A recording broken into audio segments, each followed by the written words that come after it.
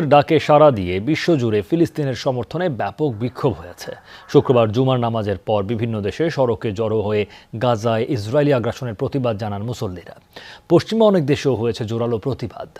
অনেক জায়গায় পুলিশের বাধায় তৈরি হয় উত্তেজনাও। এদিকে সীমান্ত পাড়ি দিয়ে ফিলিস্তিনে ঢোকার চেষ্টা চালালে পুলিশের সাথে ব্যাপক সংঘর্ষ হয় জর্ডানের নাগরিকদের।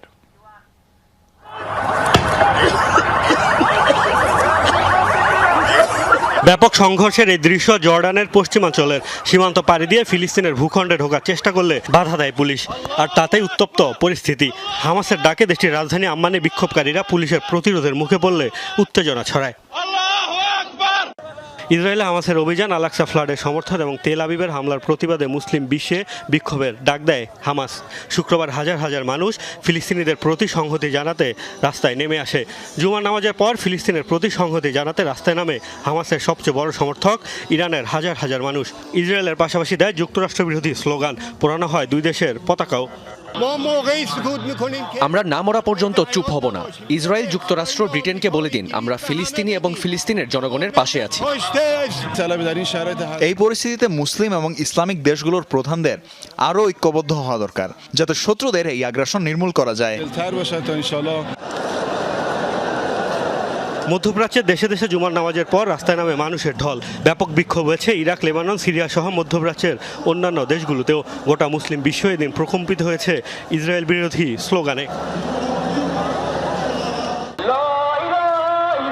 এশিয়ার বিভিন্ন দেশও ফিলিস্তিনের প্রতি সমর্থন জানিয়েছে সাধারণ মানুষ। হাজার হাজার মানুষ ইসরায়েলের আগ্রাসনের প্রতিবাদে বিক্ষোভ করেছে। জুমার পর পাকিস্তান, মালয়েশিয়া, ইন্দোনেশিয়া সহ অনেক দেশেই পালিত হয়েছে কর্মসূচি।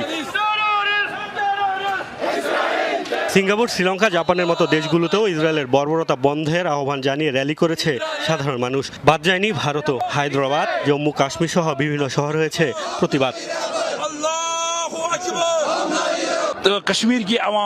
আমরা ফিলিস্তিনে ইসরায়েলের বোমাবর্ষণের বিরুদ্ধে নিজেদের অবস্থান জানাতেই আন্দোলনে অংশ নিয়েছি। এটি নিরীহ মানুষের উপর নিপীড়ন ছাড়া আর কিছুই নয়। নরেন্দ্র মোদীকে আহ্বান জানাবো, বিশ্ব নেতার ভূমিকা নিয়ে এই যুদ্ধ বন্ধে পদক্ষেপ নিন। আলোচনার মাধ্যমে সমাধানের চেষ্টা করুন। ফিলিস্তিনিদের অধিকার নিশ্চিত না হলে এই সংঘাত কখনোই থামবে না। সরকারের কড়াকড়ি বিধিনিষেধ সত্ত্বেও পশ্চিমা বিশ্বের বিভিন্ন দেশেও হয়েছে ব্যাপক বিক্ষোভ প্রতিবাদ। অবশ্য অনেক দেশে নিরাপত্তা বাহিনীর বাধার মুখে পড়তে হয়েছে বিক্ষোভকারীদের। ফ্রান্সে হয় ব্যাপক সংঘর্ষ।